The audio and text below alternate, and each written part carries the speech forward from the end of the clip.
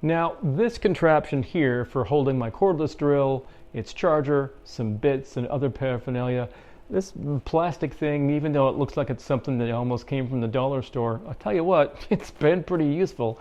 I think I've moved it to at least 2 different houses now, so it's been around a long time, and I keep hanging it up and put it to use. But now that I'm here in this incredible workspace, I'm pretty sure this is due for an upgrade.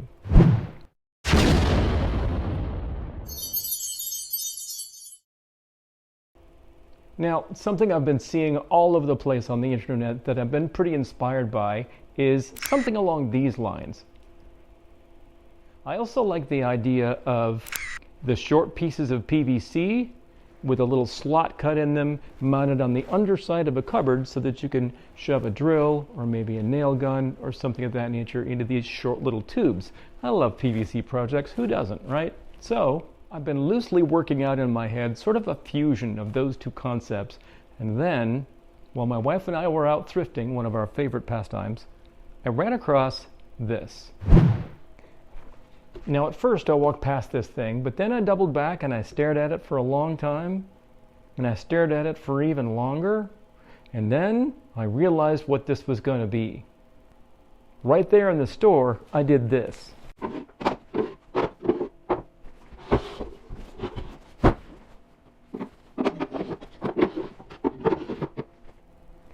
Now what struck me is if I hang this thing on the wall, I could rest small power tools like this on top, all the way across, and make use of the cubbies for the power cord and the drawer space for other accessories. And then, best of all, below that, now use your imaginations that this is hanging on the wall, I can do the PVC thing. Imagine tubes mounted on the underside all the way across. Now, I've got almost 4 feet of real estate here, so there's room for more tubes there than I currently have tools, so lots of room to grow. I gotta say, I really love the idea of upcycling and recycling, adding things to my shop that have a past. Now, in the case of this item, the finish is scuffed up a little bit, so, well, I guess I'll be putting my palm sander to use since it's right here. I want to scuff things up a little bit, and I think I'd actually like to paint it. I'll remove the hardware first, of course, and do a few other things. Again, this will be a pretty straightforward project, not a lot of rocket science involved, but boy, it's going to bring a lot of organization and give me a lot of storage space and utility here in the shop. So I figure having you actually watch me paint the thing would have literally been asking you to watch paint dry. I figured we'd skip that part and get to the good stuff. Most of the time invested in this project was preparing all those little pieces of PVC, and of course we have to start with making big ones and the little ones.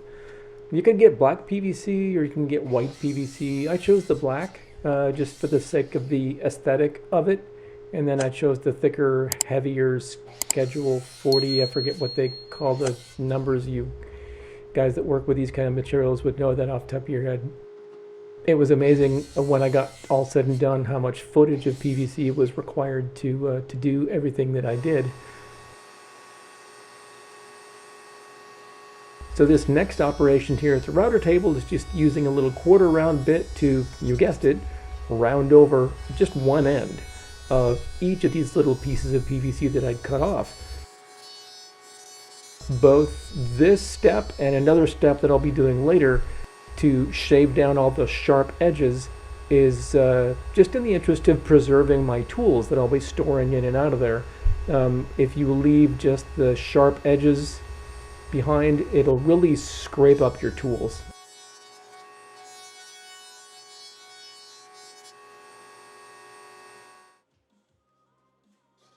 So the next step that I had to do for each one of these little sections of PVC is to drill a big old hole in the side.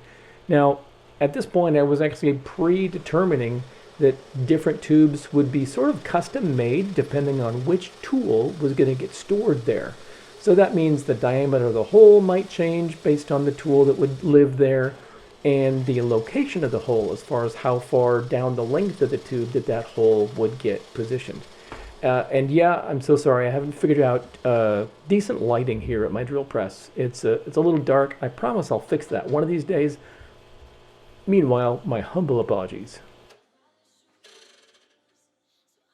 So I added an extra piece of wood up against the fence of my miter saw, so I have some extra surface area to push this chunk of PVC up against.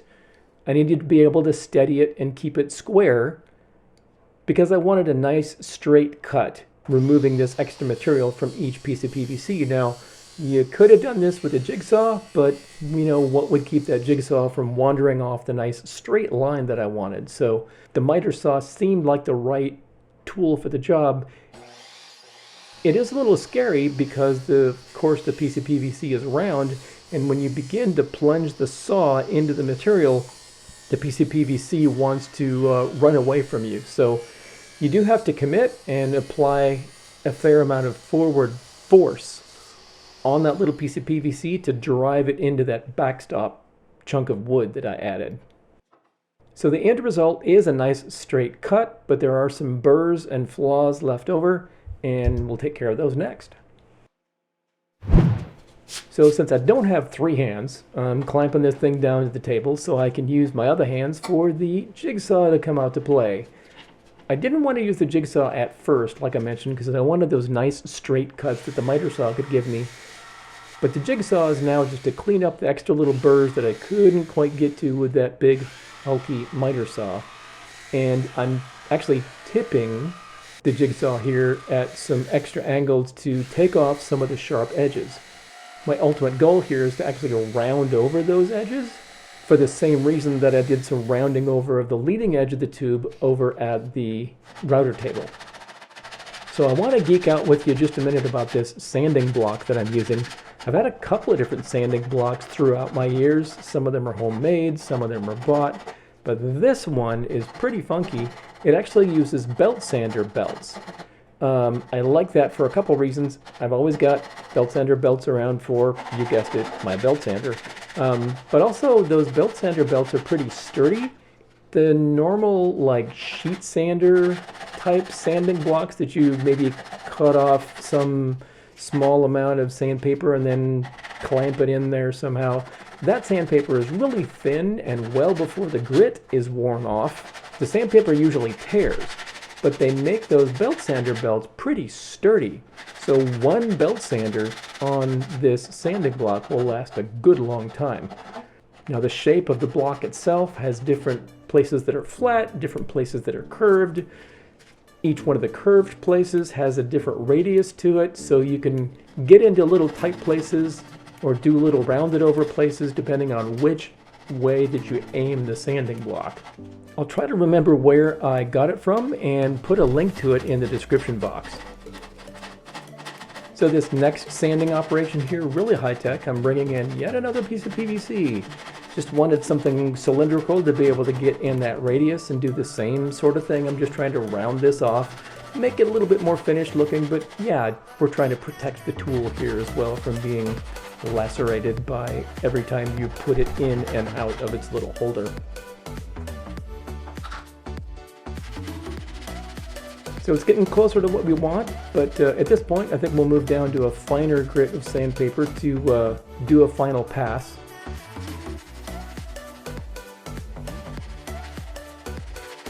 And this is one of those thin pieces of sandpaper that, as you can see, is on its last legs. It keeps shredding and tearing, and it's about worn out. It's the reason I like that other sanding block whenever I can use it.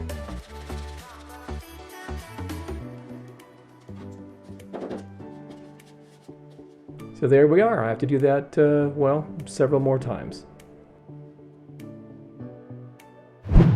Now I have to mount each of these tubes on the underside of that little cabinet that I painted. So I'm using this hole drilling guide to do a small diameter hole all the way through both sides. And then I have a larger bit set up on the corded drill, and I'm only doing that larger hole through the first side. And that'll make sense as to why here a little bit. So the vision is starting to look like a reality here. This is really the last step before we can hang it on the wall, which is to attach each one of these tubes that I have so painstakingly prepared. I ended up using a combination of 3-inch diameter and 4-inch diameter PVC, again, depending on which tool is going to get stored there.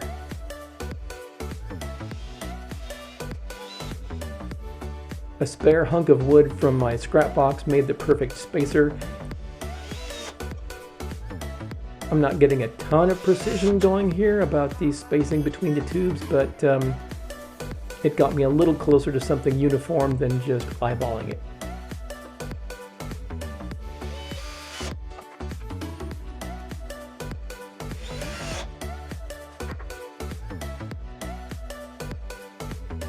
So here you can see why I drilled the larger hole into just one side of each of these pieces of PVC, because I needed something big enough for the Phillips bit to fit into.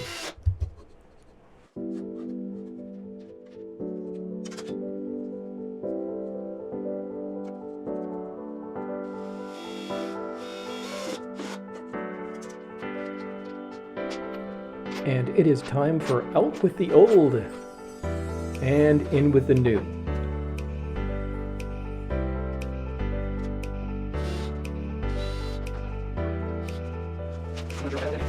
And a guest appearance from my lovely assistant Renee.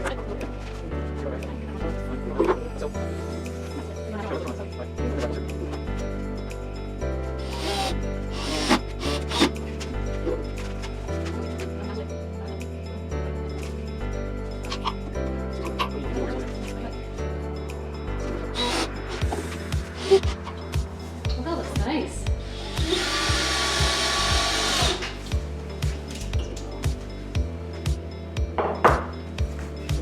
Smart move.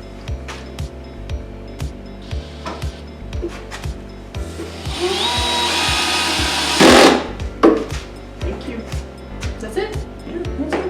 All set. Okay. That did not take 30 minutes. I think that's because also you did the other thing without me. Well, you can stay and help me move in if you want. Well, I should study. Okay. Now, I knew I needed to divide up those cubbies into some smaller sections.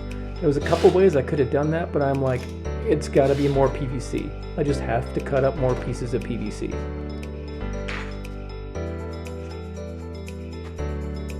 So this is the most satisfying part of all, of course, moving in.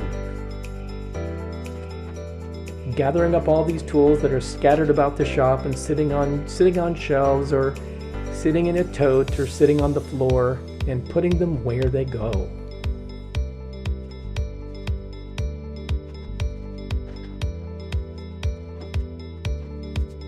Now in each of those drawers, I'm keeping supplies and accessories that are relevant to the tool that gets stored just above or below that drawer. So this drawer gets all this stuff.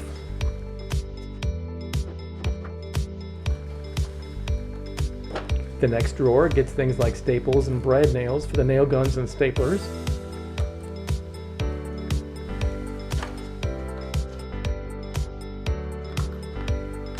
And the last drawer is mostly drill and driver bits.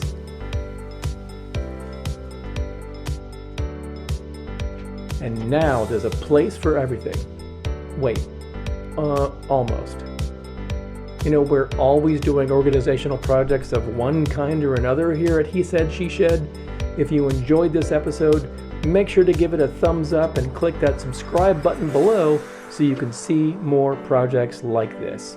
Sometimes the organization is here in the woodshop, sometimes it's in the house or the pantry or the garage, but you can be guaranteed we love to be organized, so there will be more episodes like this to come. Thank you so much for hanging out with me in this shop today. I hope you enjoyed this project, and we'll see you next time. Have a great day, everyone.